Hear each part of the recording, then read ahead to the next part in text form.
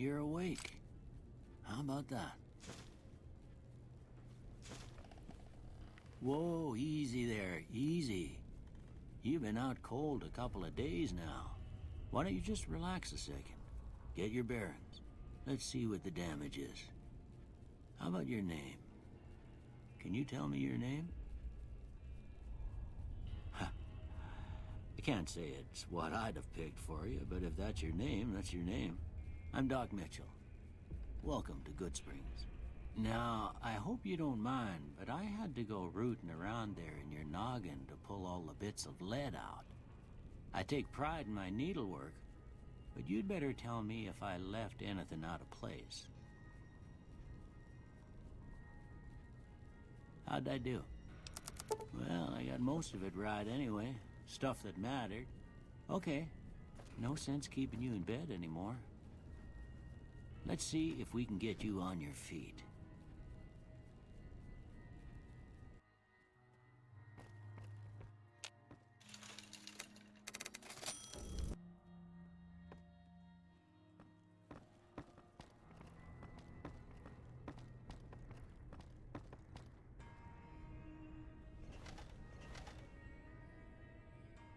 All right.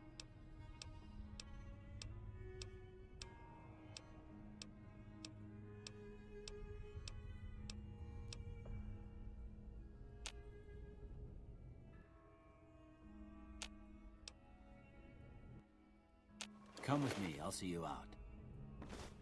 Here.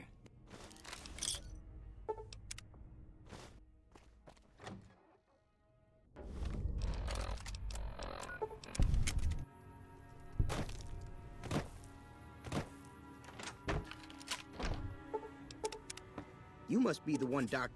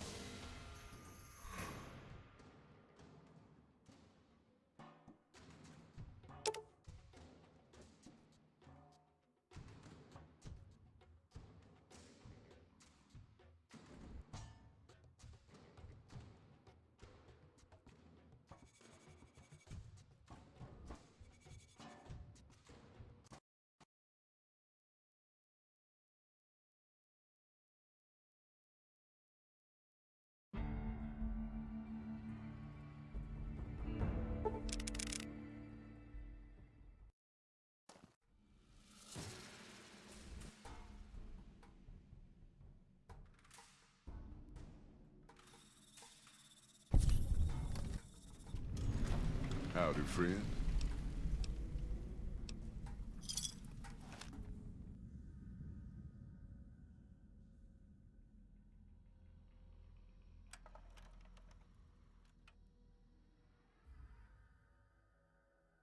The paths we're following are slow going, so you might as well keep your ears open and listen to what old Jed has to say. A few decades back, folks in the NCR started to hear about a community in northern Utah called New Canaan. Didn't know much about them, except that they were religious folks, sent out missionaries to talk to the tribes. We've seen our share of cults, but the New Canaanites, they were honest traders. Good fighters, too. Raiders wouldn't tangle with them. But then, the Legion appeared in Arizona. I reckon you know all about them. Turns out Caesar's first war chief, the Malpace Legate, was a New Canaanite, Joshua Graham. Legend goes that Graham was the meanest, toughest son of a bitch in the whole damn Legion. The New Canaanites wouldn't talk about him. They were ashamed. Guess I can't blame them. Well, at Hoover Dam, the Malpace Legate finally met his match. Hanlon and Oliver kicked his New Canaanite butt right back over the river. Caesar had to make an example for the others, to show them that even at the highest level, failure wouldn't be tolerated. He had Graham covered in pitch, lit on fire, and thrown into the Grand Canyon. People say he didn't even scream on the way down. Not long after, some of the slaves and tribals started to talk. Said Graham wasn't dead. Shouldn't have been any surprise. All this talk bothered Caesar, so he forbade anyone from speaking his name. Wanted to erase Joshua Graham from history. He got his wish. Joshua Graham disappeared, and in his place came legends of the burned man walking the wastes. Probably just a tribal ghost story. But New Canaan's been silent for a long time. Maybe it's a coincidence. Maybe the Malpace legate is dead. Or maybe Joshua Graham did crawl out of that canyon and finally found his way back home.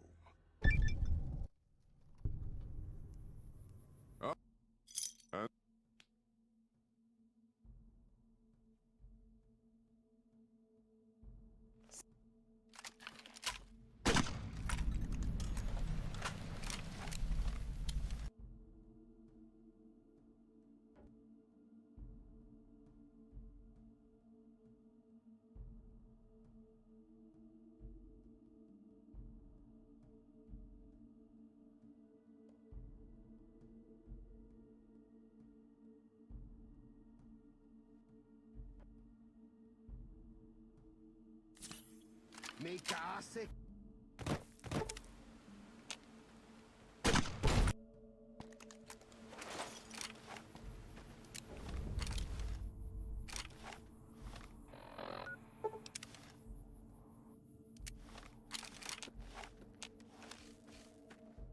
And so it was that the conflict between the New Canaanites and the Whitelegs was finally resolved. The courier's involvement had tipped the scale, shifting the fragile balance of power. Already weakened by several seasons of bad trading, the Happy Trails Caravan Company was devastated by the failure of its expedition. The New Canaanites never re-established ties with the caravan. Their experiences with outsiders near the Great Salt Lake and in Zion had been far too negative. Within 6 months, the Happy Trails Caravan Company was bankrupted and dissolved.